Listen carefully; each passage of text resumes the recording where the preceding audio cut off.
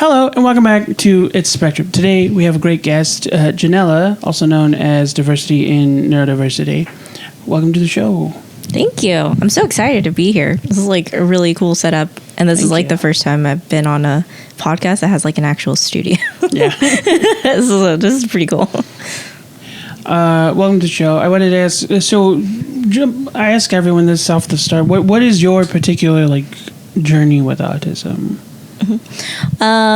So I got officially diagnosed with autism and ADHD when I was 29. I'm 31 right now, so it's been 2 years since having the official diagnosis.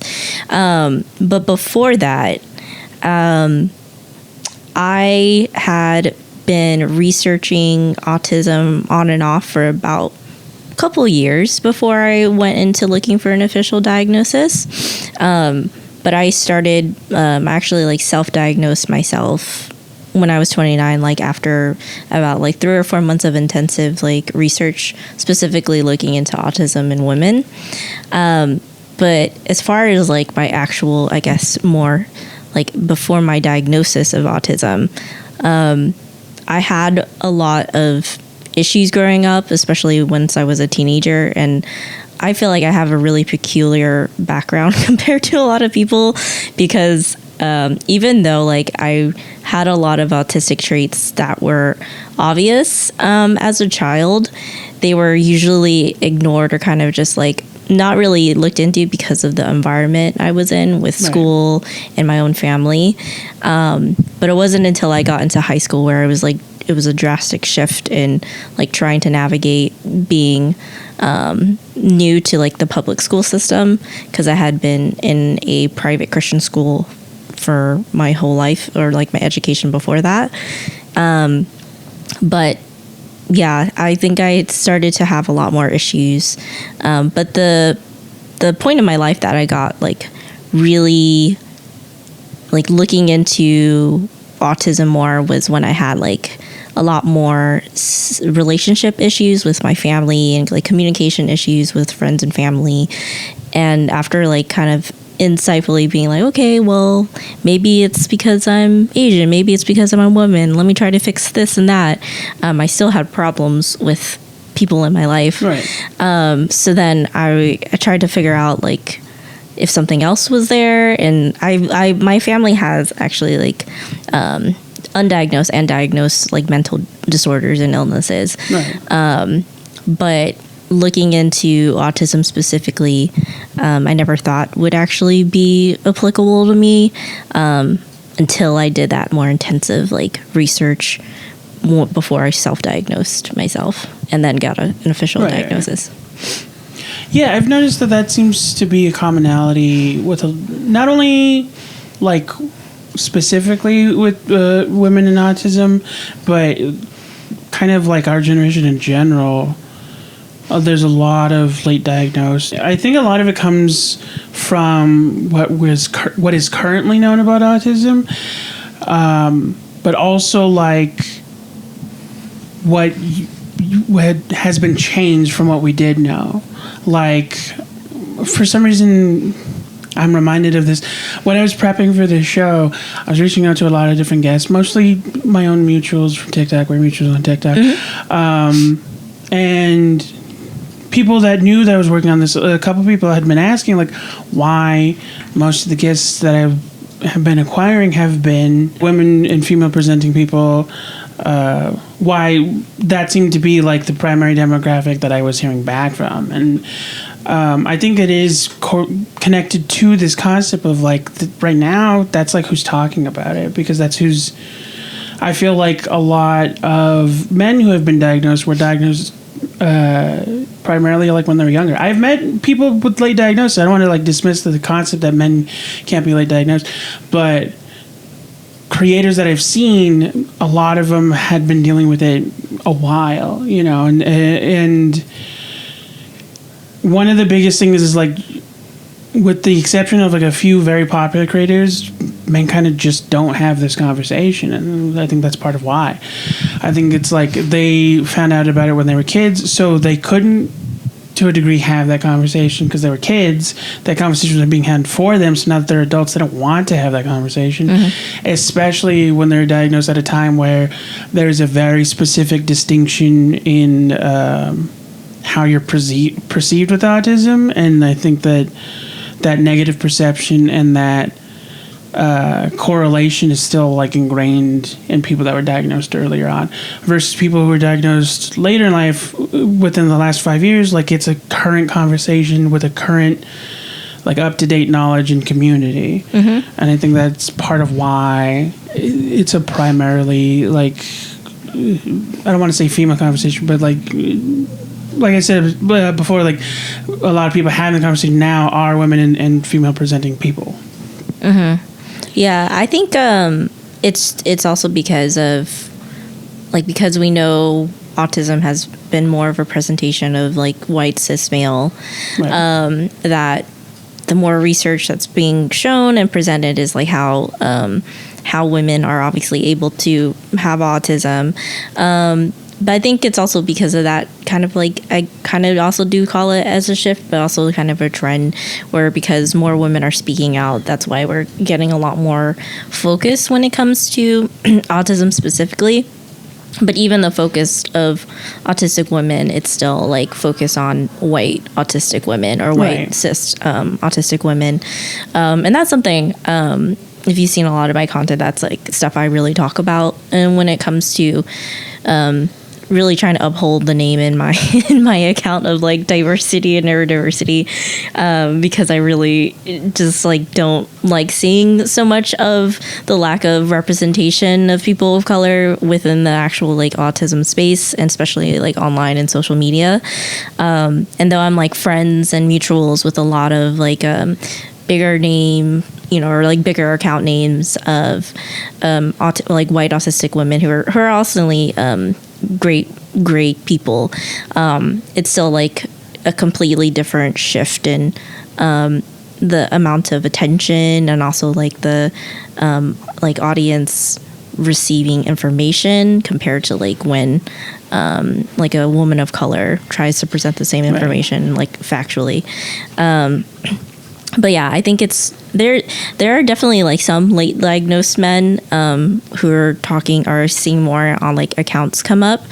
Not to be rude about it, but it does what I see. It's like very generic things that they're bringing up that has already been said about autism, yet they're getting so many like views and likes and being wow, I never knew this. I'm like, it's been said like 1,000 times. We did the whole time. Yeah, exactly.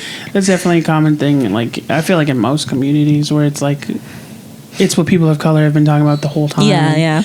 I know that there's definitely a couple of people that was like a conversation I had with someone recently where again, it was part of like when I was planning this, where I was like, I do know of some specific people I'd like to have on, but and this isn't like a reason to not have them on. This is just like, I want to hold off on having them on. They're predominantly like all straight white men. And it's just like, I want to make sure that we're having the whole conversation and not just like the parts that we already know about. Because I think that's really important. That's definitely why I wanted like you and Danny to be some of my first guests on specifically. Oh, we didn't talk about that yet. I mean, we talked about it before, but it's like we both know Danny. Yeah. I thought that was interesting. I just found that out today. Yeah. It's been an interesting, like, also just in relation to like my journey with autism, because when I first was like self-diagnosed before I actually got my formal diagnosis, I was looking through social media and then I saw Danny and I was like, oh my god, she's autistic. I was like, what? That's crazy. And I had actually like reached out to her via like Instagram DMs. Like, I'd be like, oh my god, like I don't like we were in somewhat of the same circles, but we honestly didn't interact that much. To say we were friends, I think she would also agree, be like, we weren't really like friends, but we definitely have connected. And like her mom actually, for my senior project, it was like related to the ocean and like pollution, but my senior project, like the what's it called? I guess you're supposed to do like an activity related to it. So for me, I learned how to swim, and her mom actually taught me how to swim. So it was just like such a weird like life connection. But yeah, I saw her, and I saw how like she had such a actually pretty big following on Instagram and TikTok. But it wasn't after like until like a couple of months, I think, that she actually like finally reached out to me. But she was like, oh yeah, I don't ever like look at my DMs and stuff. She's like, I just found out because like I think I texted her or something. Something came up where we like reconnected again. But it's been great. I think actually the last time she came to do the podcast with you for that episode, she actually visited me and stayed over at my apartment at that time too. So yeah, it was it's been great to like reconnect with her and then actually like get to know her more, and then have more of that connection specifically with autism, and then also other neurodiversities and being neurodivergent in other ways, like her ADHD and my ADHD, and then also stuff that she talked about with her being bipolar and things like that. So yeah, she uses a term that I like. I just always forget. Neurocomplex. Yeah, neuro. Because I do agree. Like the term comorbid seems inaccurate. I don't know why I don't like it, but it's just it feels weird to say. It feels like using comorbid still has an essence of that negative, because maybe it's because the term morbid, but it's like I feel like when I say that, it's supposed to be like, no, like I'm really divergent. You know what I mean? Like I'm severely divergent, and I am, but I don't like that sort of like framework of like it's a bad thing. I definitely struggle and am disabled, but it's not like a bad thing that I should be curing, that we should be curing. It's like this is how we exist. Yeah, for sure. I think a lot of the language too is something that I tried to talk about like the nuance with it, because I think comorbidity is definitely something that's like not as neuroaffirming, but another terminology would be like co-occurring, which would be a little bit more like neutral or neuroaffirming.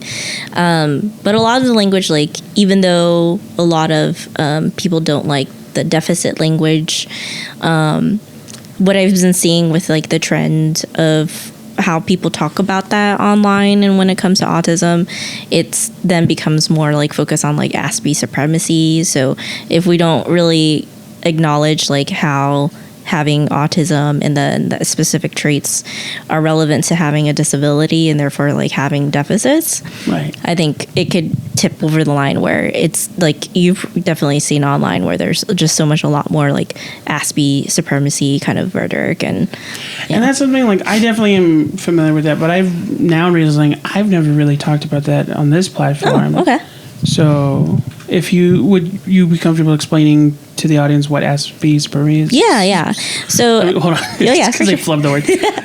Would you mind explaining to the audience, for those who are uninitiated, what Aspie supremacy is? Yeah, for sure. Yeah, so Aspie supremacy, or like kind of what the short of the Aspie part is, like Asperger supremacy. But a lot of people just use Aspie supremacy to talk about it now. But it's basically the ideology or the concept that autistic people are like the next evolution, or like the higher the not higher power, but like the improvement of humans. And so it just like has that idea that autistic people are also like, we wouldn't be disabled if we didn't have like capitalism and all these social things.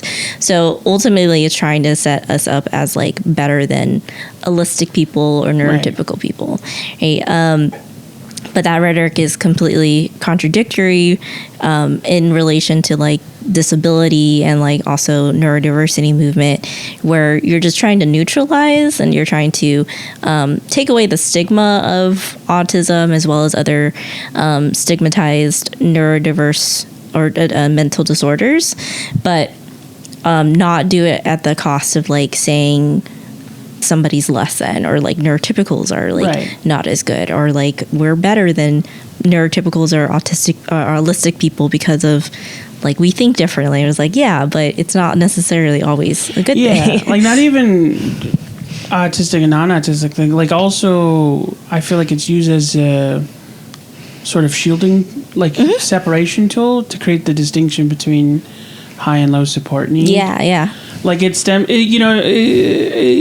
definitely stems from that same place that like high functioning, low functioning came from. Like, and not just because of the use of the word Asperger, but it's and that's going back to what I meant with like a lot of male content creators that I've seen today who were diagnosed when they were kids.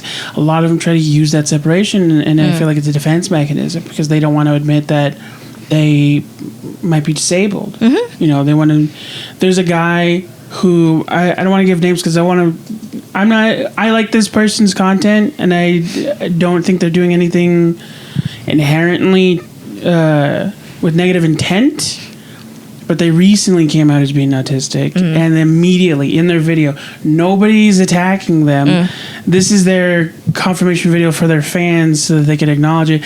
They get emotional, and you can see them getting defensive, and they start calling it a superpower, and they start using, you know, Aspie supremacy language because, and it's like they're preemptively defending themselves against people who might use autism as a negative thing towards them. Yeah. No, those are really good points and stuff to bring up too. It's just like that kind of rhetoric too is just like autism is a superpower.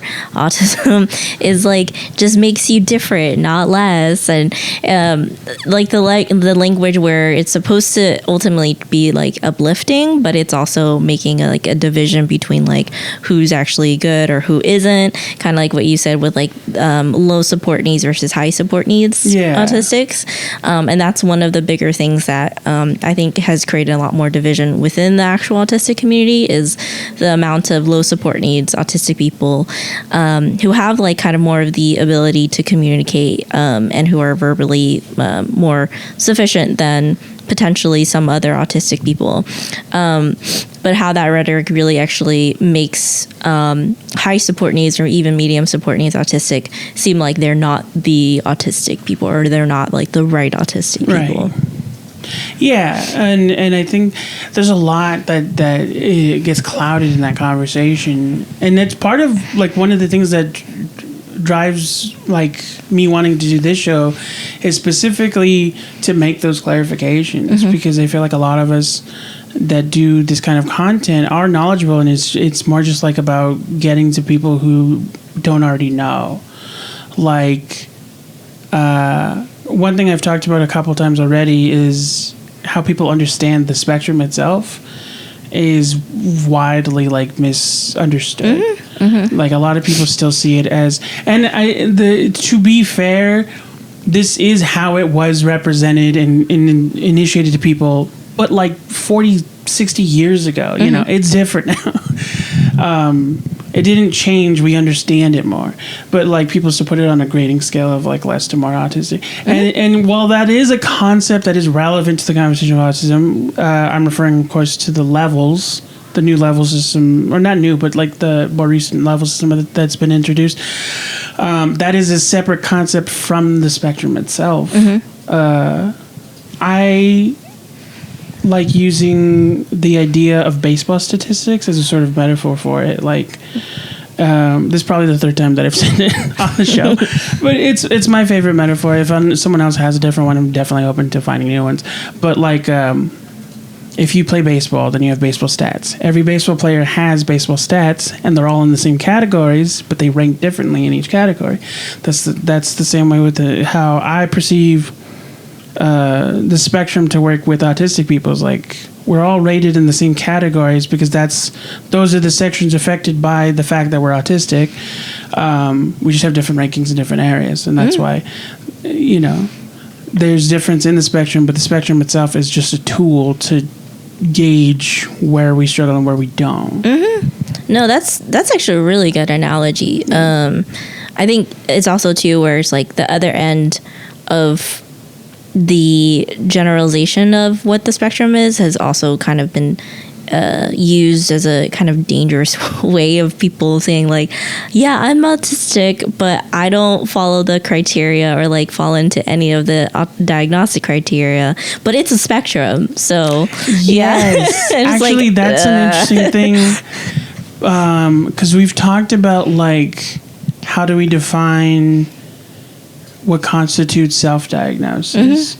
I had someone on, I think in the episode that comes up before this one, we had someone who identifies as self-diagnosed.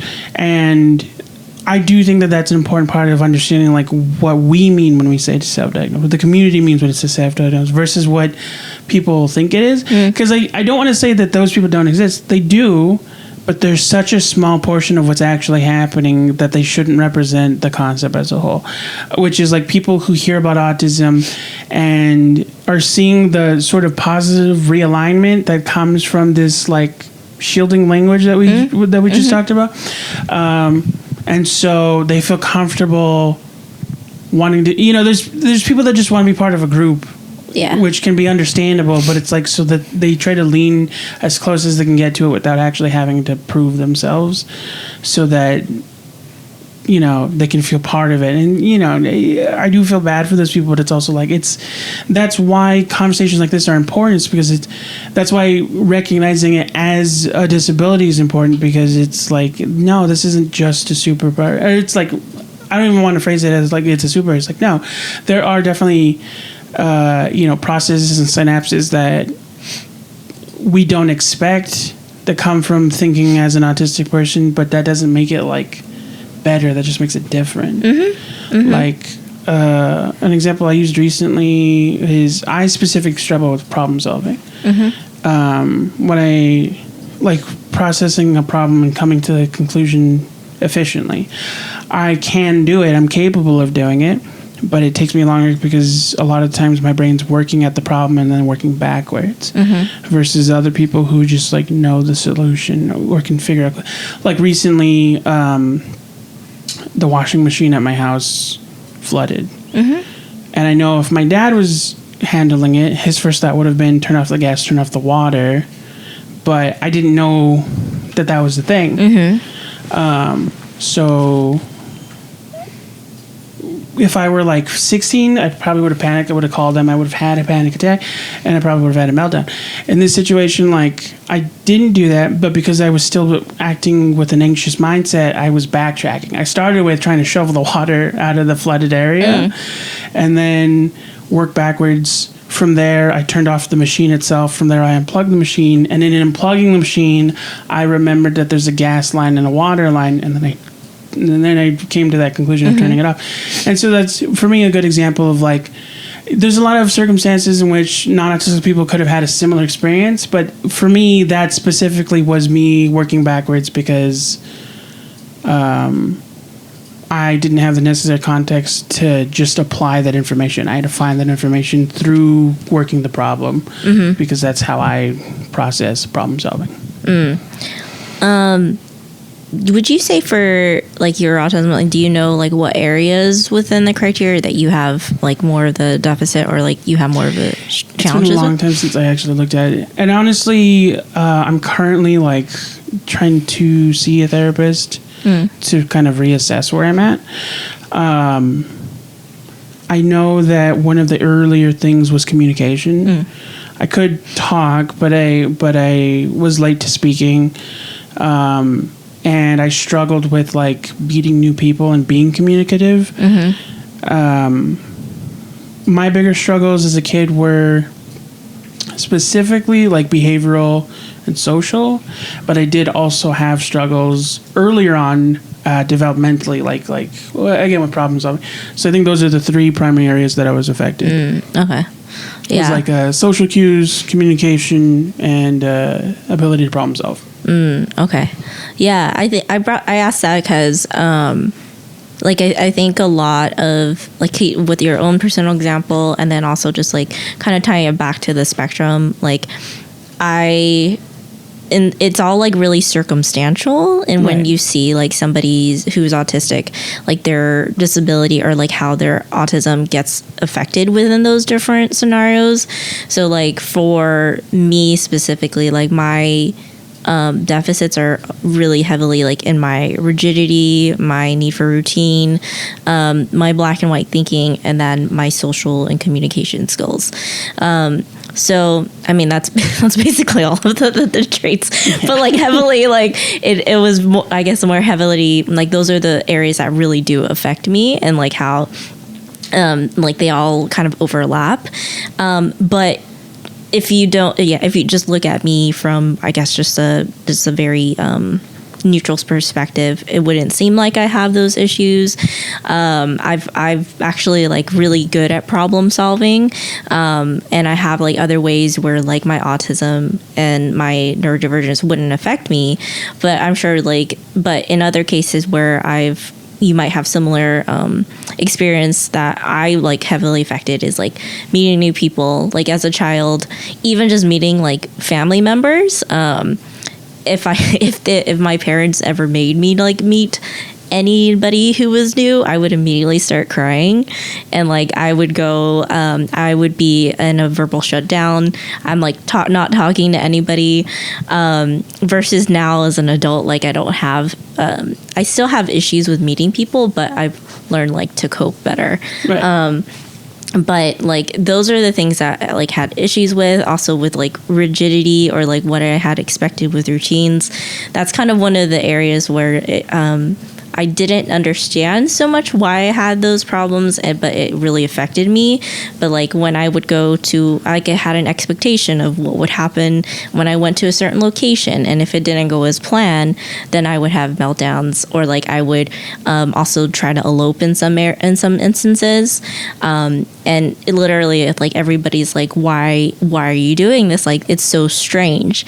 And even I knew it was strange, but I didn't think like, I couldn't understand like why that was a problem. Right. Yeah. But I feel like that's like kind of the thing about like you have for a lot of autistic people and like part of the spectrum, there's all these instances that are so like off-putting, or like just completely, as you're saying, like somebody else wouldn't take it as seriously, or they would do somebody who's allistic or neurotypical might have more of a like an expected way of handling it, but we typically in those different instances like present differently in how we would do it. Yeah, there's definitely some of those experiences that I relate to. Like I know that I used to have a real issue with adapting to change in environment and situation. I think part of, ironically, what kind of, I don't want to say pruned, but for some reason that's the word I thought of, prepared me to adapt to that was the fact that as a kid we kind of moved around a lot for various different reasons, but I want to say we moved like maybe 6 times in my childhood, and getting used to that getting used to that sort of like ritual made it easy for me to, it gave me a space in which I had to constantly practice adapting to change. Because I don't want to say easy, because it wasn't. I was stressed out the whole time. But now it's like I can still get stressed out, but I've learned how to acclimate quickly. Like during Danny's episode, we talked about how I think the week before she showed up, I had just finished house sitting for someone for a month, and how like something like that would not be possible for me like in my early 20s and my late teens. And I found ways to work around that. I found ways to acclimate quickly and get comfortable in a situation. One of the things is like when I'm sleeping in a new area, I don't have a better word for it. I think she used the term of like a comfort item.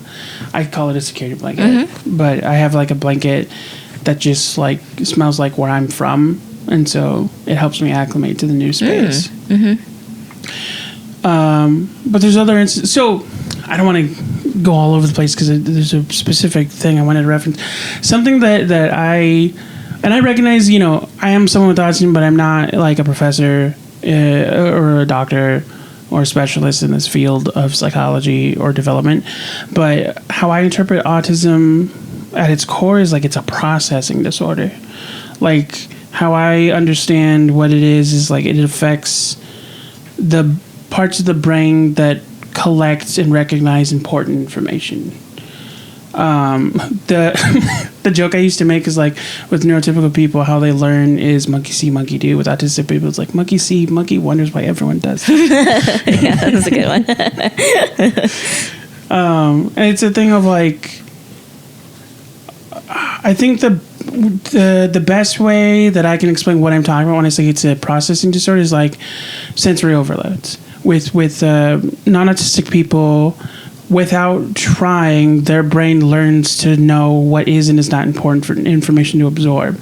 So like, let's say we're having a conversation in a cafe and I'm talking to a non-autistic person. Their brain already ignores the sound of the steam, the sound of the people in line, the computer typing, the conversations around them, and their brain focuses on what they deem as important, which is the person that they came with. An autistic person, on the other side of that, their brain doesn't know how to do that. So it is both. People are hearing everything, but one of them doesn't know what to ignore, and that's like for me like a common cause of what instigates like sensory overload and meltdowns. Yeah, no, definitely. I think that's a good way to kind of simplify the terminology or like the understanding of it. It's definitely at its core like a neurodevelopmental disorder. Yeah. But I think that focusing on how it, like, because it's so neurodevelopmental or neurological, that it affects so much of the different processing things, as you're just saying. Like, because I think that's definitely something that a lot of autistic people, especially my friends with all the different support needs, seem to have a connection about. And it's just like the different ways in how their brain either processes differently when it comes to social communication stuff or sensory things, and that again, like with the that itself is a different spectrum, because I myself do get sensory overload when it comes to being in public spaces. But then I have friends who are more medium support needs or high support needs who cannot like be in those spaces at all. Yeah. Because it's so overwhelming. Or if they do, they have to have like noise canceling headphones. So I think that's like a really good way to maybe also kind of talk about the difference of the spectrum. It's even though my issues there could be not as difficult, there's those people with the different traits that have a different like severity of those issues. Yeah, and that's why I like phrasing it as like it's a developmental and a processing disorder. It's because for me, like, this is also, I will say, for full disclosure, like my personal theory about autism, but for me it all stems from that center point of like, this is how we all start, and the part that we still don't know, and that part that I think is important to learn to understand, like for future research, is what creates that distinction in development.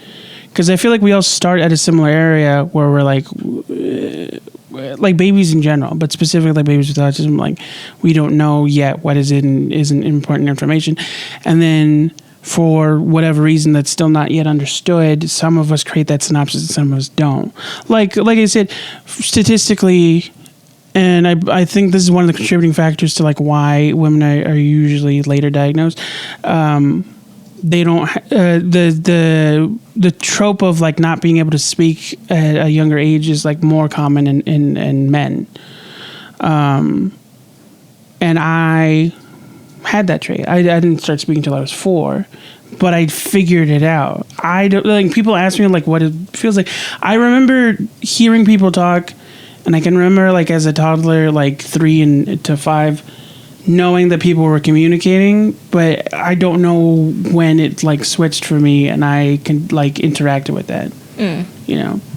And I think that's, like, one of the major things that we still have to learn about the distinction and, like, what creates the variation in the spectrum. That's true, yeah. I think a lot of the perceptions, though, that might contribute to that is just also the social, like a lot of the researchers talked about the social differences and expectations between men and women, and how like those contribute to how like the presentations of how autistic women present differently or like become high masking. Differ when it comparison to men, because there isn't that expectation really for women to speak up or to like want to be more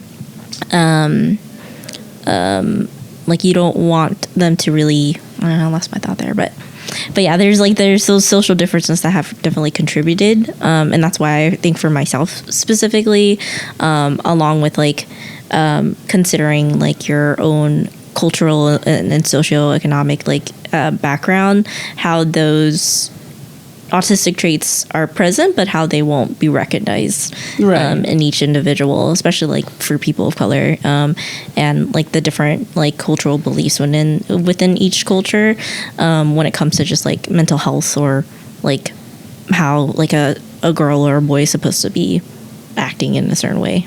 Yeah, I definitely noticed that, you know, obviously from an outward perspective, but like I can only speak as someone who interacts, you know, with the Latino community. But interacting with female and female presenting like family members and friends, there's a lot of small things that I can definitely see. Like there's definitely members of my family who have found out recently that they're autistic, and there were signs earlier on. Like it's a silly concept, but like there's a lot of women in my family who are very good at cooking, but don't actually enjoy cooking.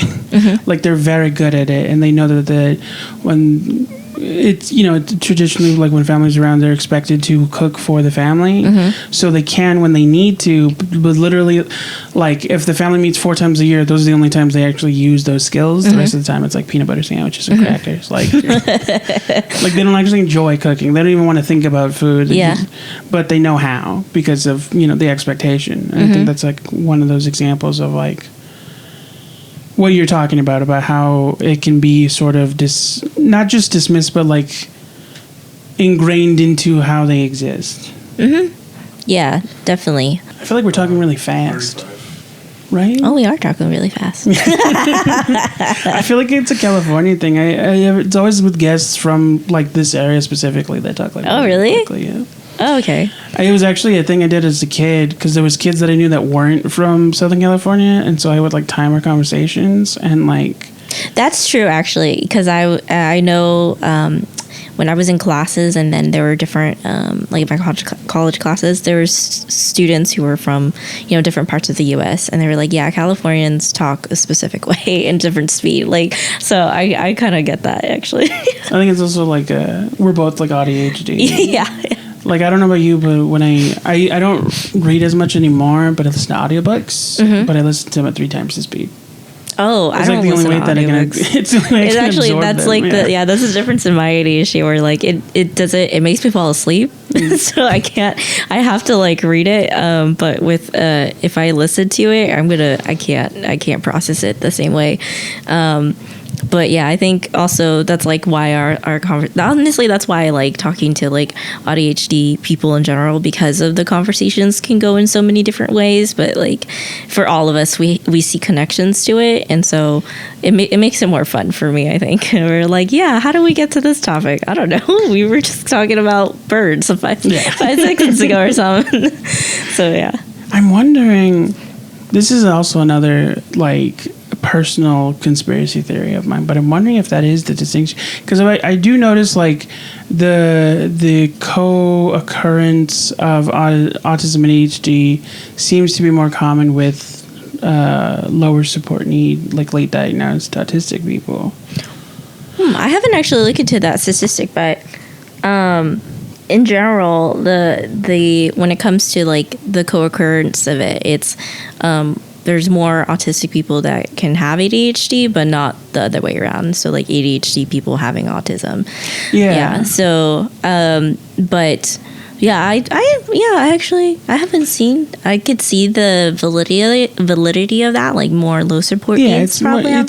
It's like a theory, and it's like, but not even a theory. That, you know what I mean? It's a personal like conspiracy. Yeah, theory. yeah. That's why I phrase it like that. But it's definitely something I've noticed where it's like I've yet to actually hear of a circumstance where someone with high support needs also having that specific like But it's also like maybe I'm just not looking for it. Like as, what's the term? I guess actively as I think I am. Yeah. No, that's interesting, actually, because I know for some of my friends who are medium support needs, a lot of us are ADHD. Some of my friends who are high support needs, Yeah, I don't think they do have ADHD. They have other co-occurring disabilities or like physical ailments, Right. like EDS or like Ehlers-Danlos syndrome. A lot of them, I think, feel like they have that. So there's a lot of co-occurring like physical ailments, but not so much like ADHD. So actually, that's pretty interesting. That's something to look into for sure. I just don't know, and it also might just be like my algorithm bias. Yeah. Like, Okay. Yeah. one thing I have specifically seen, I don't know if you've experienced this, is a lot of like ADHD content that just sounds autistic. Mm-hmm. Like it's someone who promotes themselves as specifically ADHD. Like I know one creator specifically, and I don't use names unless I'm trying to shout them out. I'm like, because I don't want like negative vibes towards this person, but they're married and their kid has been diagnosed with autism, and they talk about their traits and their kids' traits, and a lot of times there's very specific overlap that doesn't just seem like the comorbidity between autism and ADHD. Like something I hear a lot that I always thought was an autistic thing, but I've been hearing a lot of ADHD people say is like hearing electricity. Oh, yeah. I mean, that's like the part of the online rhetoric where I think the two are trying to be blurred together. Yeah. But there are definitely distinctions between having autism or having ADHD versus having both. So I think with a lot of ADHD content creators who talk about maybe similarities, I think they could be just they just might not know they're probably also autistic. Yeah, that's what I mean. Yeah, but there's just a lot of more like misinformation I'm seeing more about like saying that ADHD is part of the autism spectrum. Yeah. I definitely think like I'd be willing to concede if there comes a time where like we find that there is a correlation. Mm-hmm. But I definitely do see a distinction in personalities with the three groups. Like I definitely met people that do not show signs of one or the other, Mm-hmm. versus like a lot of my mutuals who have both. And to be honest, I used to get like frustrated about it, but then I was like, maybe they just don't know that they're also autistic. Mm-hmm. It's a very complicated conversation because it all comes. It's also like part of that concept of like the more we learn, the more blurred it gets, because like for the longest time they didn't know ADHD and ADD were the same thing, Mm-hmm. and that's become a recent thing. Where That's true. Mm-hmm. From what I remember, it was a massive study where they recognized that people that were diagnosed with one, when studied for long enough, eventually showed symptoms of the other. And then they were like, I think this is the same thing. Yeah. Like enough people did it where they were like, it's the same thing. Mm-hmm. And it's, which I appreciate because it's definitely helped me understand, because I was diagnosed with all three. And that was the funny thing, was like I went from like my official diagnosis had 5 different things on it, and then in recent years, because some of them have been considered the same thing, they have dwindled that down to like 3 official diagnoses, which is my specific co-occurrence is described as autism, ADHD, and obsessive compulsive disorder with general anxiety. Yeah, I have. I think a lot of us have co-occurring stuff. Like, I mean, before I had the autism and ADHD diagnosis, I got diagnosed with depression. I got diagnosed with generalized anxiety disorder, and then when I got my those two, like autism ADHD diagnosis, because there's a lot of talk too about like, oh, if you're autistic and ADHD and you're a woman, those like depression and GAD is like a misdiagnosis. I'm like, no, I definitely have those things as well, especially now that I'm treating my anxiety. Like my anxiety is something I didn't think controlled so much of my life and my decisions, but once I treated it, it was like, yeah, I definitely have that. And I'm never going back to not taking anti-anxiety meds. It's been great. Yeah, well, that's been an interesting concept for my journey is understanding the distinctions between, because I had a therapist who kept trying to diagnose me with depression. And what was frustrating about that, this was recent, and I mentioned before the podcast that I'm on Strattera now. It took me so long to get them to approve ADHD medication. Oh, wow, really? Because they acknowledged the autism first, and even though the ADHD is in the same diagnostic form, it's literally just a page over, they would try to use my circumstances at the time of the session and the fact that I also have anxiety to dismiss anything I brought up regarding ADHD. And what was frustrating about that, because I hear a lot of stories of people who experience that trying to get diagnosed, and I was like, what was frustrating about it for me was like, I've already been diagnosed, I'm just trying to get medication for it. Yeah. And they were like, well, why don't we put you on this and that? And I was like, these just like make me anxious, because it's not. And I do kind of understand why it can be sort of misdiagnosed one for that, because learning about both, I have like family who have clinical depression, and learning about both has been interesting because I do see a lot of similarities in ADHD executive functioning and depressive manic episodes. I feel like they feel different, but they look the same. Yeah. And that's been an interesting thing. Definitely learning that distinction has been easier for me to explain executive function to people. It's not a great explanation, but I tell people it's like depression without the sadness. Like my body just doesn't want to do. That's like the best way I can explain it.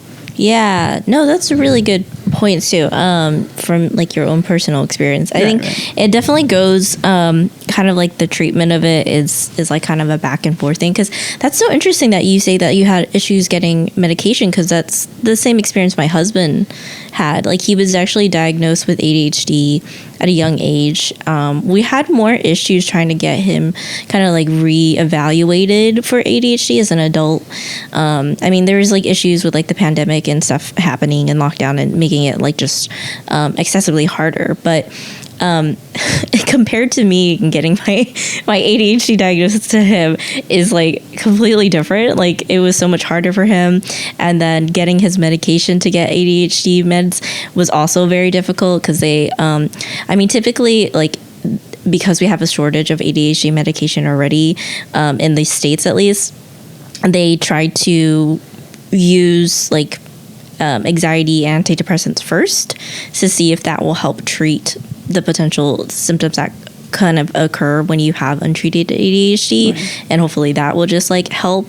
But then that's like the first step to then getting the ADHD medication, because of the kind of side effects that tend to happen with like ADHD for people who don't have ADHD, but like the side effects that can really happen to those if they take it. So I kind of get why, but it's just interesting that you and him both have like a difficult time getting the reevaluation as well as like the diagnosis, because when I got my diagnosis, I was going in just for my autism assessment, and my psych just happened to be like an ADHD specialist as well.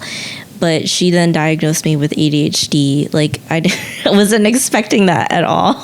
And she was like, "Yeah, so you have autism, and I'm pretty sure she's like, "I'm also diagnosing you with ADHD." I was like, what? I don't have that. I was like, okay, like, this is too easy to get me, like, to get the diagnosis.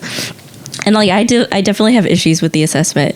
But then also with like the ADHD medication, like, I mean, I didn't have really issues getting it. And then compared to my husband. So yeah, I don't know. I'm just bringing that up because it's so interesting that you and him and had specifically pretty difficult issues when it came to it. Yeah, I do feel like part of it is that there's a bit of a gap in my medical history. So it's funny that you say, because my initial assessment kind of had the same results. I went in because I thought that I had obsessive compulsive disorder, and then my mom agreed to having me assessed because she was already debating getting me assessed for autism. They had been pondering like me having something for a long time, but then the movie Temple Grandin came out, and there was such a like correlation about that she was like, maybe. Yeah. So when I brought up that I wanted to get assessed in general, you give her the excuse to like find out, and then a few months to a year later, I get diagnosed with all three. Mm-hmm. Yeah. And then I think what came from that, I tell people, like, I'm pretty sure I went in around 13, but I didn't have an official, like, paper to give to people, I want to say, until I requested a copy of my initial diagnosis, which I got, like, at 15. I do think it was in my file, but it wasn't, like, on paper for me until, like, 15. And then that's, like, what I reference when people ask for my papers, which is a weird thing to ask people. Yeah. But I got them. Yeah. Oh, that's interesting. But, the reason I was bringing it up is because, so my mom was very heavily involved with that point of my, like, development. Once we figured out that she was right and there was something that was different. Specifically, a lot of what came from my mom helping me with the situation was they did think that, but they didn't want to. I don't want to say want to. I would say, like, at the time, the school I was going to, this is an elementary school, didn't have the resources to appropriately accommodate that. So it was easier for them to just try to put me in special ed. And she did not want to let them do that because I wasn't, there was a year where they were trying to convince her that I was retarded. Yeah. Like, legally. I'm using, like, the clinical sense of the word. There's a borderline that they register you as when they monitor your testing scores, and they were trying to put me onto the line. But it's mostly just because I didn't do homework. And so even before I actually had a diagnosis, she did fight for me to be accommodated, and it worked. And I would say there's a lot of programs that they tried because of me that they ended up keeping and trying with other students. And so then I get diagnosed, and that becomes part of our dynamic, is like going to therapy together, going to conventions and rallies together, learning more about the disorder. I definitely kept doing that more as an adult. But so then I turn 18 and, like, I start transitioning into adulthood. She, is a whole other person outside of being a mom, so she starts living her life. She ends up moving in with somebody, and I end up moving in with my brothers who buy my family home. And at that point in my life, from that point on, I'm in charge of how I handle that, like, my medical situation. And I am not good at keeping myself regulated. It's like one of the things I struggle with too is routine and structure, which is, like, the whole reason why I've been pushing to get on Strattera in the first place. And so the next, like, 6 years, I, like, stopped going to all of my appointments. And then recently, I've been trying to push myself to do that again because it's important. And so because of that gap, that was what was causing the ambiguity in how I was being handled. It's like, I'm trying to convince. I've gone 6 years learning how to function and mask without any of that. And now that I'm trying to get it, I have to convince people, like, no, it was worse before. I just got better at it. But it's like, I still have it. Yeah. And so that was, I went through, like, 2.5, because one of them I just stopped meeting after the first session, but I went through 2.5 therapists because the first one was, like, adamantly fighting against it, and I was like, it's in your paper, the paper, like, you literally just have to turn the next page. And then she finally did it. She's like, oh, okay, so it is in there, so we'll start looking at that. And then after that, I was like, I was done. I found someone closer to my house, and I almost got. We didn't argue, but I almost got to argue with this man because the same thing was starting to happen. And I was like, look, I'm just trying to get assessed so that someone can see what I'm seeing. Yeah. Because it's not just about me putting a schedule on my phone. It's not just about me putting a calendar on my wall. I struggle with regulation. I need assistance medically. And he's like, well, I don't want to put you on any stimulants because a lot of people try it. And it's like, I'm not asking about it. I specifically don't want stimulants because that was the thing, is like, they put me on a stimulant before and it gave me mood swings. I don't like stimulants. And I was specifically recommending Strattera, and then he finally like, all right, we'll start you on a low dose and we'll see how that goes. And it's been like 3 months since then. But that was like 5 years of me trying to get on the medication. Yeah. It's crazy. That's so interesting. Yeah, like there's some similarities too with my husband and the getting there. Oh, sorry, I'm gonna readjust my like his mom actually was not as supportive. That's actually really cool that your mom went to all those rallies and things like that with you to kind of teach you more, or just to learn together. But he had the like diagnosis as I think kind of like as a teen or as a kid, and then kind of in the same way as you, like there was that gap in between like just acknowledging and getting the accommodations for medical help and for his ADHD. So then that's why we wanted to reassess him. But it was kind of the same thing with the doctors too, being like, well, we're going to test you for all these things first, or, try to avoid the ADHD. He's like, I literally have the diagnosis since I was a kid. It's like, it might be like the paperwork might be like very scattered and stuff because his mom didn't have the stuff on document or file like easily accessible, so it was like a whole new process. But yeah, that's so interesting. Yeah, it's I talk about it a lot, but it's like stuff like that is why I want to, because it's not just non-autistic people, it's like people in the community that don't understand stuff like this. It's doctors that are still going off of information. Like that first lady I talked to, she still called it Asperger's. And I was like, in my paper, it's like, no, it says borderline because that was still like a term they used. Yeah. But at the time of my diagnosis, it was still like, they had the option to diagnose me Asperger's and they didn't. They said autism. And then eventually Asperger's was taken out of the DSM-5, which is a whole other conversation. But yeah. And it's like, so I knew because of that fact that it's like, you're like 20 years behind on what you're talking about. That's not good. Yeah, for sure. So yeah, there's definitely issues within the medical and psychological fields of like not being outdated, having contradictory views, also just like not keeping themselves with like the different cultural and like ethnic presentations of neurodiversity and autism and how that contributes. So a lot of like the racist factors a bit too. So yeah, there's a lot of different elements that contribute to like a more nuanced perspective of autism and like being comprehensive with that knowledge. But yeah. So I wanted to ask, we mentioned before like a lot of what your current content is talking about, like the racial aspect and the neurodiversity. Can I ask like what instigated that like conversation for you? Like not, why you talk about it, but like what started you making that content? So I started on TikTok. That's the primary place I actually do content. But it was maybe like a year or so after my diagnosis. I had just been looking more into autism, but not on TikTok. It's just mostly like YouTube and Instagram.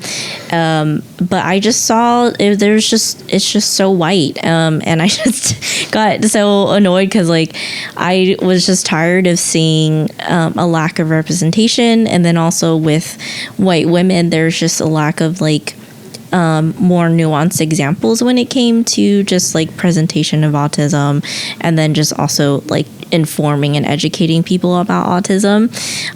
So I started my account for that reason, to give more representation, not only just for Asian women who could be autistic, but also just like any person of color, and then also the different representations of neurodiversity in general. So not just autism and ADHD that I like to talk about, but in fields or different ways of like that are relevant to me. Like my family has bipolar.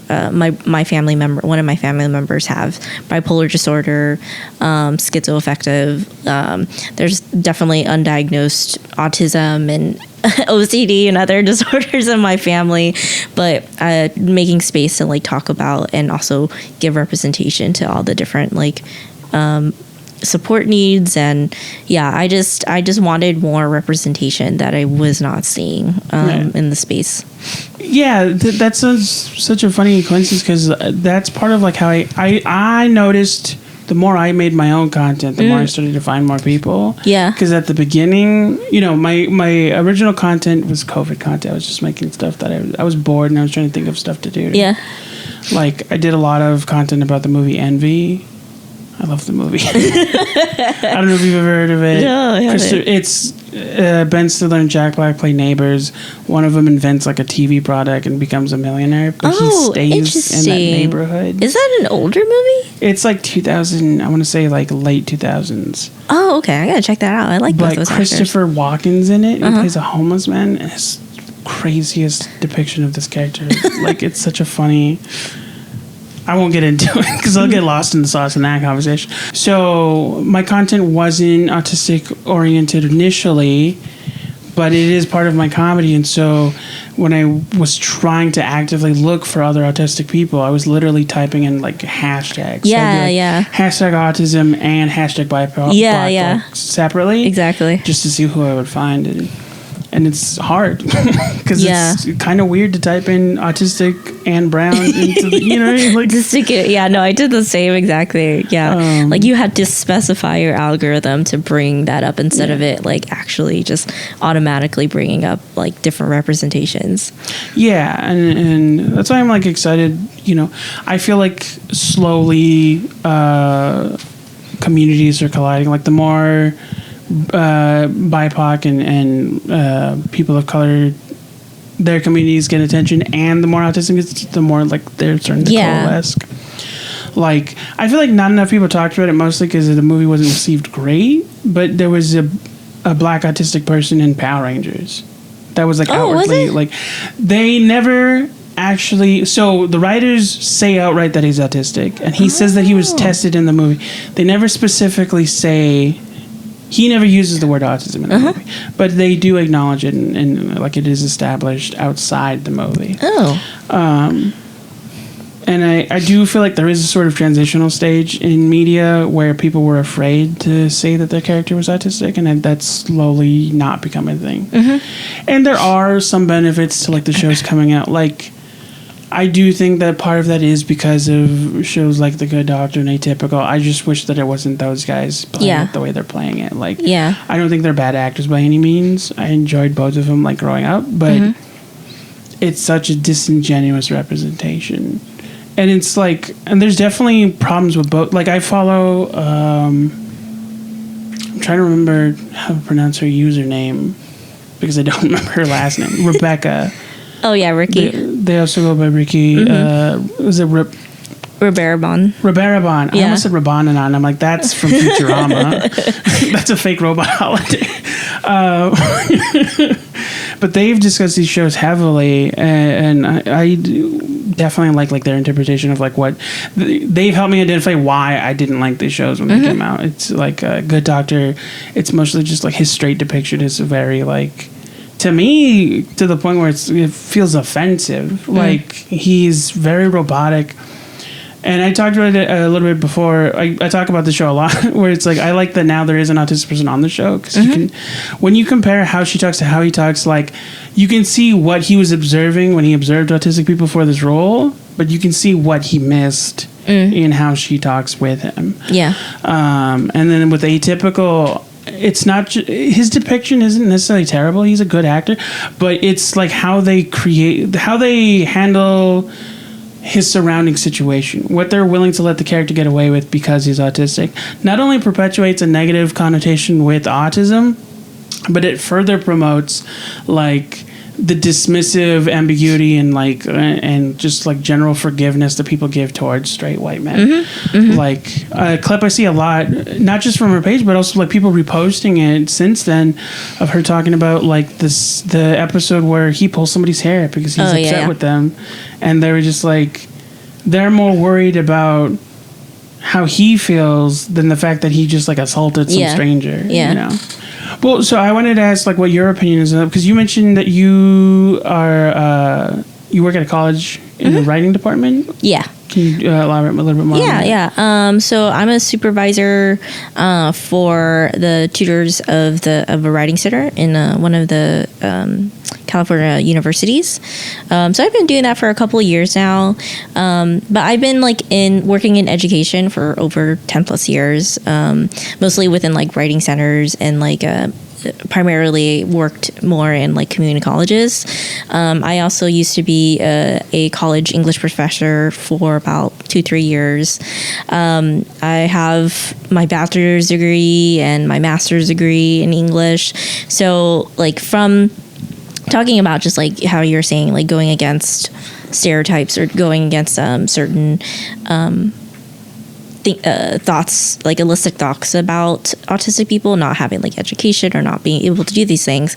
I have those things. I also know like many of my autistic friends who have those things are very capable, but it's not something that I think is talked about enough, and also like the thought of like just is so limiting. But yeah, it's definitely like, I feel like for me, academic wise, like it was always really easy for me because it was pretty predictable because it had a routine. There was like it was actually very conducive for at least my autism. Versus I know it's not like necessarily that way for some other autistic people, but yeah. But I've been in academia for like over 10+ years and working in it. And how, I want to phrase this correctly, has your like journey with learning about autism impacted that aspect of like how you teach writing and everything? Yeah. No, that's a great question. As far as for me as like a supervisor, and then also like specifically when I got into this job that I'm in now, I was very open, and I am very open about my diagnosis and about my neurodiversity to to have that space and make a safe space for my employees and for also the students that come in there, and then also use it to like impact and to give a voice like during decisions that like policy wise that affect students who are disabled or who could be autistic or neurodivergent, because there have been instances in my job where like there is a complete lack of like knowledge and comprehension about neurodivergent people, and there's been like policies that are trying to be put in place academic wise that just are completely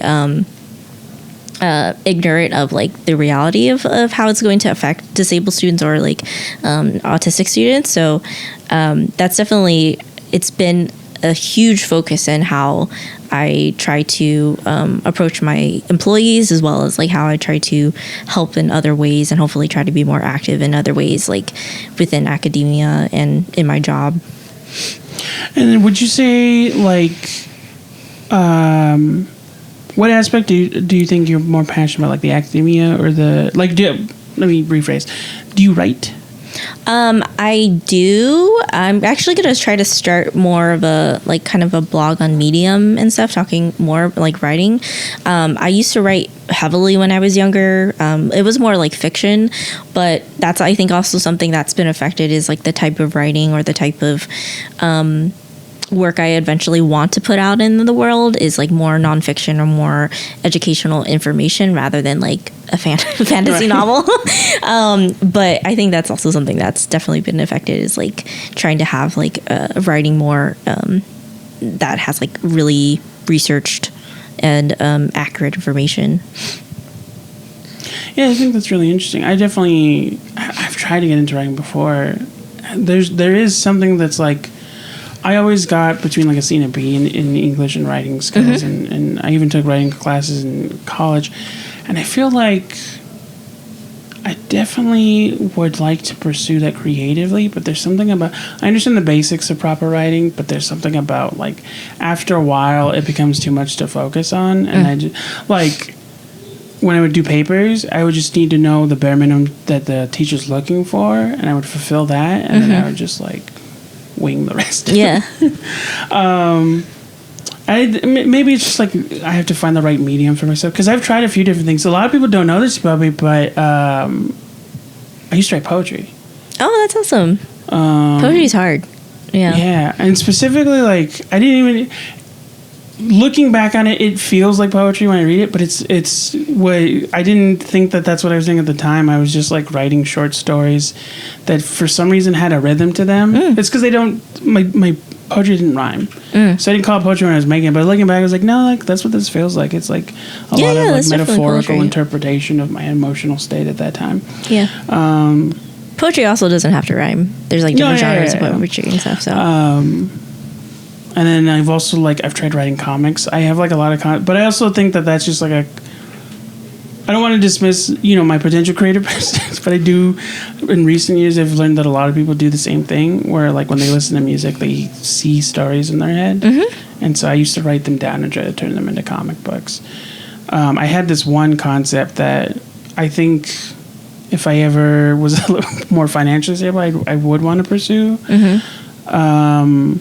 Where I was interpreting songs into stories, and then I was creating a cohesive, each song was an issue, and then we create one coherent story, and then the title of the comic would be the song that inspired it. That's cool. Yeah, you should definitely pursue that. I always encourage people to write and however they want. This is a really interesting conversation. You're definitely someone I was excited for, because you specifically promote something that I've been trying to see. It's part of the reason I started this podcast is diversity representation, and it's just a more fuller conversation with all aspects considered. So this has been great. It'd definitely be cool to have you back if you're ever interested. Yeah, this is fun. I don't really have an outro. Oh, is there anything you want to promote? Anything you're working on? New projects? Not really, no. Yeah. I don't.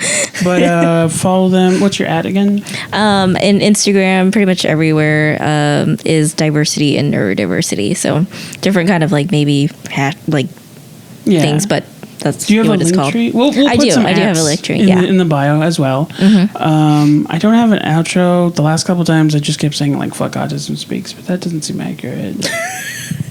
Yeah, maybe not, because there's also nuance to that too. For now, have a good day. Thanks. Bye. Bye.